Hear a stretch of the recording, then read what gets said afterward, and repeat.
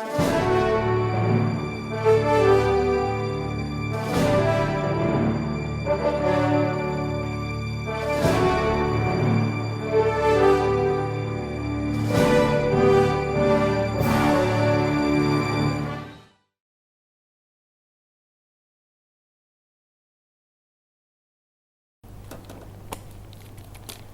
UC Onliner, salam entrepreneur, saya Nur Agustinus. Kali ini saya akan membawakan materi tentang teori efektuasi. Apa itu efektuasi? Saya akan bawakan berdasarkan buku yang saya bawa ini, berjudul Effectual Entrepreneurship. Teori efektuasi ini diperkenalkan oleh Saras D. Saraswati, seorang peneliti entrepreneurship dari Amerika Serikat. Apa itu berpikir efektual? Lawan dari berpikir efektual adalah berpikir kausal. Jadi begini, kalau saya terangkan, misalnya saja sebagai contoh, ketika seorang ibu ditanya, hendak memasak apa hari ini? Maka ibu itu kemudian berpikir, oh saya ingin memasak soto ayam. Nah, lalu setelah punya ide soto ayam itu, ibu itu akan mencari bahan-bahan apa saja yang dibutuhkan untuk membuat soto ayam. Jadi dia lihat ke lemari esnya, dia lihat ke dapurnya, dilihat di lemari. Ternyata, wah, daging ayamnya belum ada. Wah, garamnya belum ada atau habis. Maka saya harus atau ibu itu harus beli, ya. Nah, ini berpikir secara kausal. Nah, berpikir secara efektual itu berbeda. Berpikir secara efektual, secara sederhana, digambarkan sebagai seseorang yang melihat di lemari esnya tersedia apa, di dapurnya ada apa, di lemarinya ada apa, dari sana kemudian dikumpulkan bahan-bahan yang dimiliki, lalu bisa membuat masakan apa. Tentunya ada banyak masakan yang bisa dikerjakan atau dihasilkan dari bumbu-bumbu atau bahan-bahan yang sudah dimiliki oleh ibu tersebut. Ini berpikir efektual. Dengan demikian, kalau kita kembali pada pertanyaan dasar yang sering diajukan oleh orang yang ingin membuka usaha, saya ini cocoknya usaha apa ya? Sebetulnya yang paling tahu adalah dirinya sendiri.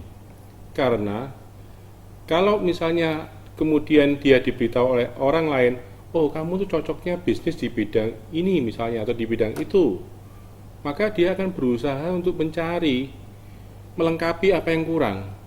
Padahal kalau dia misalnya tahu apa yang dia punya, apa yang dia sudah bisa, maka dia sudah langsung bisa mengerjakan bisnis itu tanpa harus menunda-nunda. Ini prinsip efektual yang paling basic, paling prinsip ya. Jadi artinya berpikir dengan dari diri sendiri, bukan dari yang di luar kita. Nah, selanjutnya akan kita bahas satu persatu mengenai prinsip-prinsip dalam berpikir secara efektual ini. Ada 5 prinsip dalam teori efektuasi. Prinsip yang pertama adalah bird in hand. Bird in hand adalah ungkapan dalam lingkungan di Amerika yang berarti tentang apa saja yang dimiliki oleh kita, jadi apa yang ada di tangan kita sebetulnya. Ini bicara tentang 3 hal, yaitu siapa diri kita, yang kedua adalah apa yang bisa kita lakukan, dan yang ketiga adalah siapa saja yang kita kenal.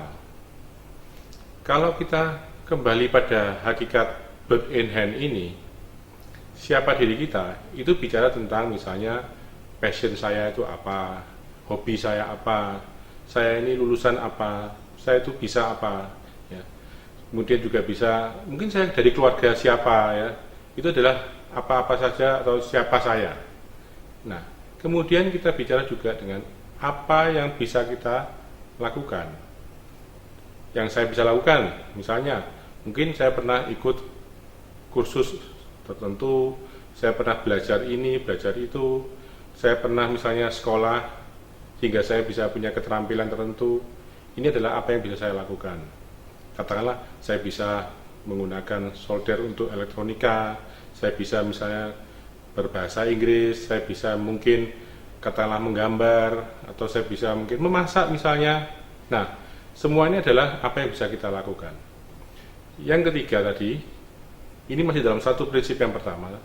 Yang ketiga adalah siapa saja yang kita kenal, yang saya kenal. Nah, yang saya kenal ini akan menunjang saya sebagai modal yang bisa saya miliki. Misalnya saja saya kenal dengan teman-teman saya kenal dengan keluarga saya, tentunya adalah orang-orang dekat saya. Nah, ini adalah modal awal dalam berusaha. Jadi jangan kita itu kalau misalnya ingin membuka usaha, wah saya tidak punya modal. Jangan, karena modal awal itu adalah siapa kita, apa yang bisa kita lakukan, dan siapa yang kita kenal. Mungkin ada banyak usaha yang didirikan karena orang tuanya yang bisa memasak, atau istri yang bisa membuat kue misalnya, atau mungkin katakanlah adik yang bisa punya keahlian tertentu sehingga membuat usaha itu menjadi berjalan dengan lancar. Jadi semua ini merupakan bagian dari modal. Nah, prinsip yang kedua adalah avoidable loss. Avoidable loss artinya sejauh mana entrepreneurs itu siap menanggung kerugian. Setiap usaha pasti ada risiko. Ya.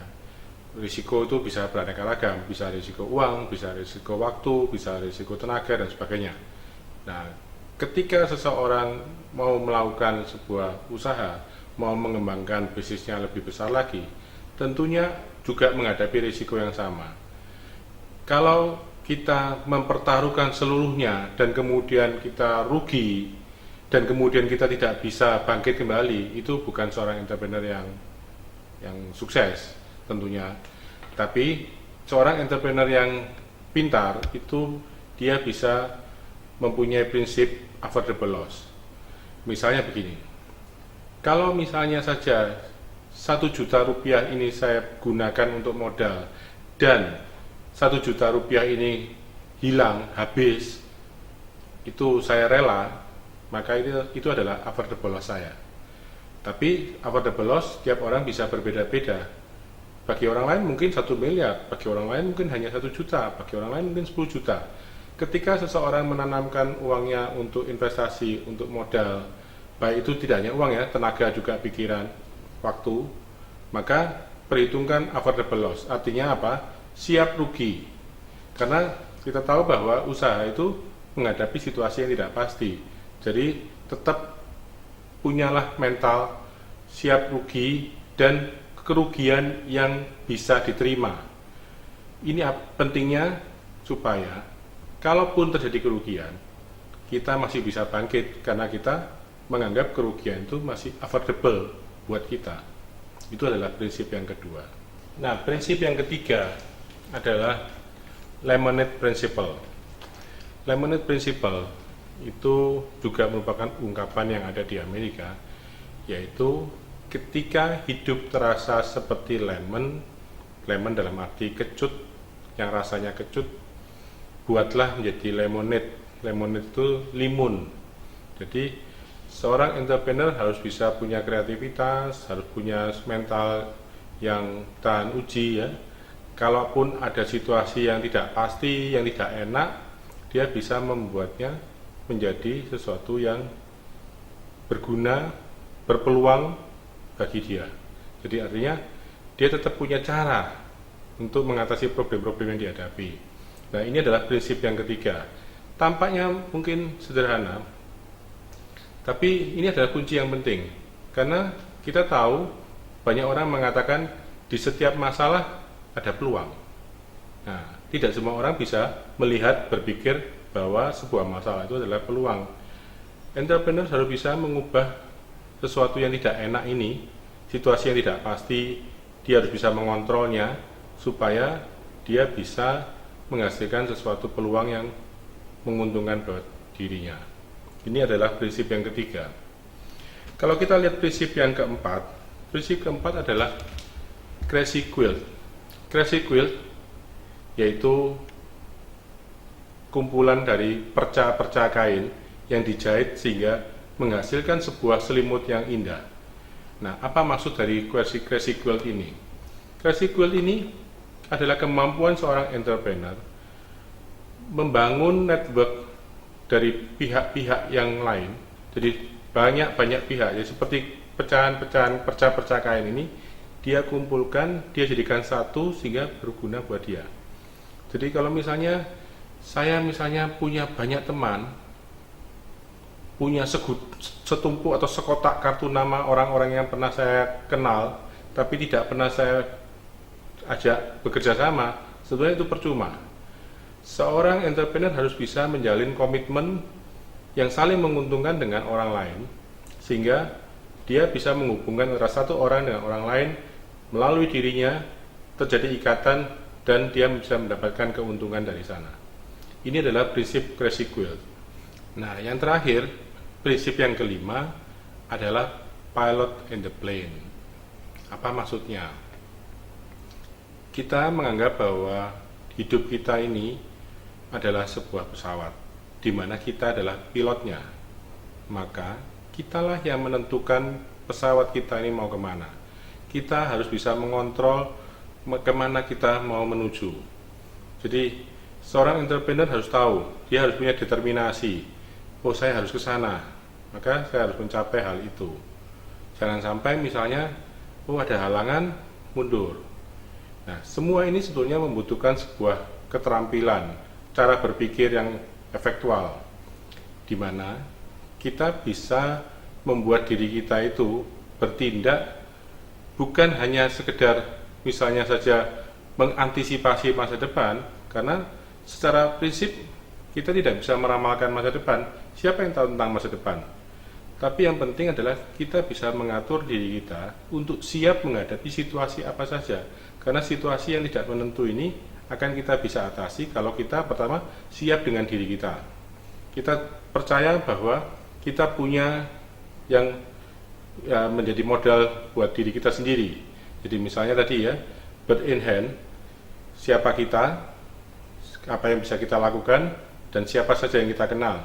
Ingat, jangan hanya cukup kenal, tapi cobalah menjalin kerjasama dengan orang-orang yang kita kenal. Untuk itu adalah baik dari hari ke hari teruslah menimba keterampilan-keterampilan supaya kita makin banyak yang bisa kita ketahui atau bisa kita lakukan. Demikian juga jangan lewatkan ketika bertemu dengan orang lain, berkenalan dengan orang lain.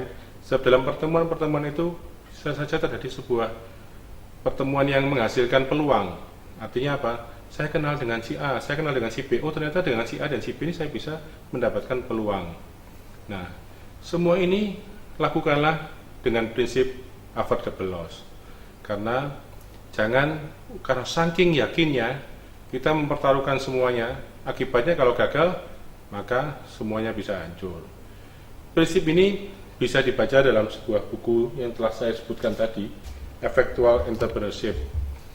Kemudian ada juga buku yang berjudul Effectuation yang juga ditulis oleh Saras D. Saraswati. Teori ini memang masih relatif baru, dan teori ini berangkat dari penelitian mewawancarai sejumlah entrepreneurs yang sukses. Bahwa prinsip-prinsip ini diambil karena mereka cara berpikirnya bukan seperti manajer yang harus ditarget, tapi mereka bisa menghasilkan sesuatu karena mereka mempunyai modal dari dalam dirinya. Ini adalah prinsip-prinsip efektuasi di mana kita harusnya bisa mengelola sumber daya yang kita miliki untuk menumbuhkan usaha yang ada.